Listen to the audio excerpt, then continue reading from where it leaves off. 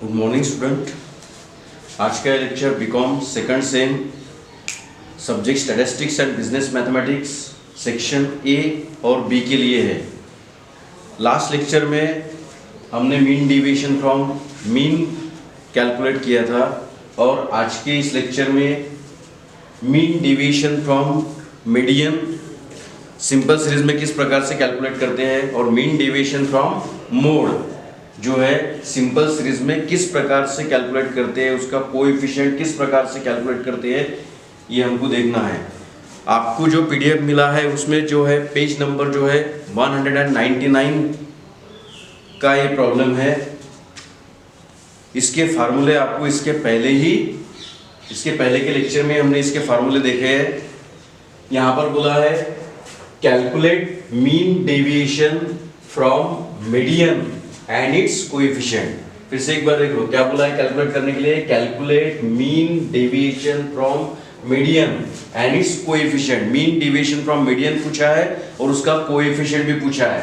Size of item दिया हुआ है 28, 18, 22, 43, 26, 28, 23, 25 और 21, यानी सिंपल सीरीज जिसको बोला जाता है इंडिविजुअल सीरीज का ये प्रॉब्लम है। तो इतना ही प्रॉब्लम है यहाँ तक के, ठीक है। तो हमने टेबल फॉर्म में उसको लिखा, इसको हमने साइज ऑफ आइटम को x कंसीडर किया, लेकिन मीडियन कैलकुलेट करते वक्त न भूलते हुए, इसके पहले भी जब हमने मीडियन कैलकुलेट किया था तब भी ये बताया था कि जो भी सीरीज है आपको सीरीज पहले असेंडिंग ऑर्डर में उसको लेना है, यानी सबसे कम पहला जो है सबसे कम वाला यानी 18, फिर उससे ज्यादा वाला 21, फिर उससे ज्यादा वाला 22, फिर उससे ज्यादा वाला 23, यानी ये जो सीरीज है सिर्फ मीडियन कैलकुलेट करते वक्त अगर वो असेंडिंग ऑर्डर में नहीं है तो आपको उसको पहले असेंडिंग ऑर्डर में लेना है। तो इसलिए हमने इसको असेंडिंग ऑर्डर में लिया। तो अब सीरीज क्या बनी 18, 21, 22, 23, 25, 26, 28, 28, 43, ठीक है। बस इतना ही हमने लिखा। बाद में हमने क्या किया, पहले मीडियन कैलकुलेट किया।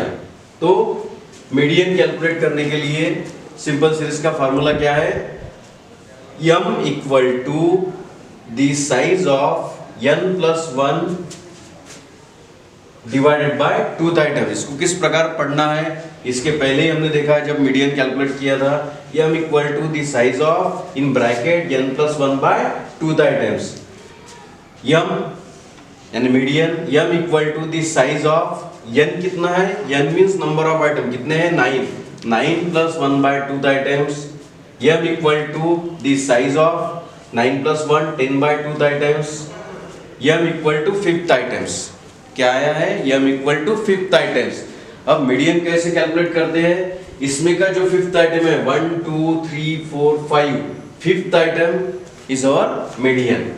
इसलिए हमने क्या लिखा यहाँ m equal to fifth items, therefore median equal to 25। तो इसमें का जो है वो फिफ्थ आइटम जो है वो हमारा मीडियन है, देयरफॉर मीडियन इक्वल टू 25। अगर आप भूल गए, आपने असेंडिंग ऑर्डर ही नहीं किया तो यहाँ पर अपना गलत हो सकता है कि फिफ्थ आइटम जो है वो अलग ही आएगा।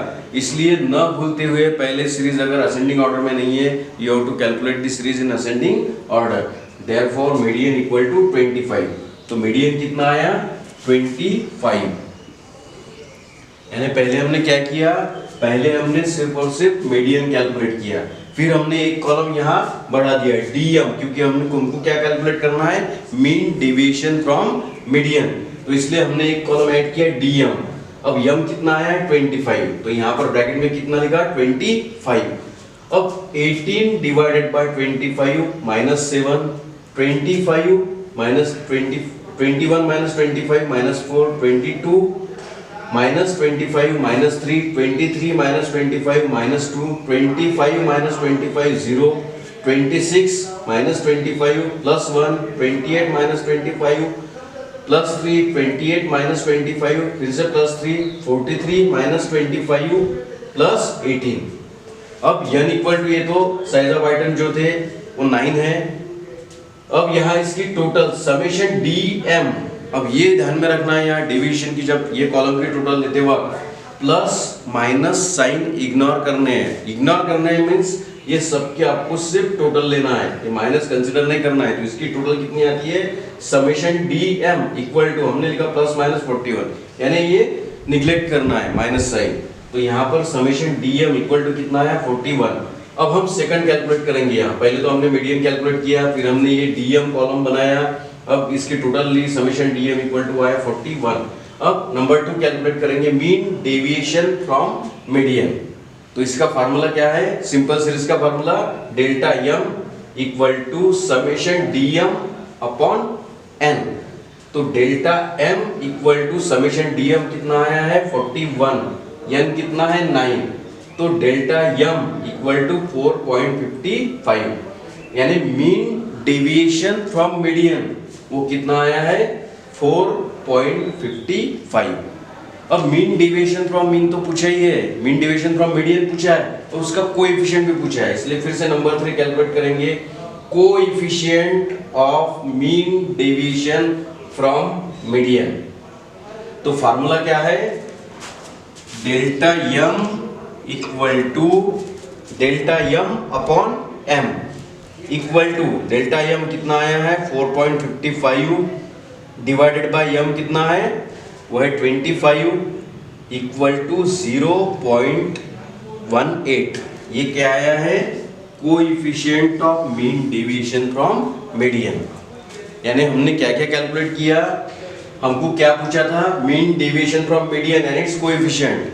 इसके लिए पहले हमने मीडियन कैलकुलेट किया, मीडियन कैलकुलेट करने के बाद डीएम कॉलम प्रिपेयर किया, उसके बाद में हमको क्या मिला, मीन डेविएशन फ्रॉम मीडियन, और उसके बाद में हमने क्या किया, calculate coefficient of mean deviation from median. वैसे ही दूसरा प्रॉब्लम है, अब इसमें क्या बोला है, calculate mean deviation from mode and it's coefficient. यहाँ क्या था, मीडियन था, अब यहाँ क्या है, mean deviation from mode calculate करना है, उसका कोएफिशिएंट कैलकुलेट करना है। फिर से साइज ऑफ आइटम दिए हुए हैं 18, 21, 22, 23, 25, 26, 28, 28 और 43। तो हमने x जो है उसको x एज्यूम किया और वैसे के वैसे ही लिख लिए। तो n इक्वल टू कितने आती है, नंबर ऑफ आइटम्स कितने हैं 9। ठीक है, अब मोड किस प्रकार कैलकुलेट करते हैं, सिंपल सीरीज में आपको याद करना पड़ेगा। किस प्रकार कैलकुलेट करते हैं, the item which repeated maximum number of time is our mode। ये जो सीरीज दी हुई है तो इसमें जो है मैक्सिमम नंबर ऑफ टाइम जो रिपीटेड आइटम हुआ है दैट इज कॉल्ड एज और मोड। तो यहाँ पर कौन सा रिपीटेड आइटम है, एक ही आइटम दिख रहा है 28 दो बार रिपीट हुआ है, इसलिए क्या लिखा, therefore mode equal to 28। लेकिन लिखना पड़ेगा पूरा, the item which repeated maximum number of time is our mode, therefore 28 repeated maximum time, therefore mode equal to 28। ठीक है, इसके बाद हम फिर से एक नया कॉलम बनाएंगे dz, क्योंकि हमको क्या कैलकुलेट करना है, मीन डेविएशन फ्रॉम मोड। तो ये कॉलम बनाएंगे अब dz इक्वल टू कितने आए, ये z इक्वल टू 28। तो अब 18 minus 28 minus 9, 21 minus 28 minus 8, 22 minus 28 minus 6, 23 minus 28 minus 5, 25 minus 28 minus 3, 26 minus 28 minus 2, 28 minus 28 0, 28 minus 28 फिर से 0 और 43 माइनस 28 प्लस 15।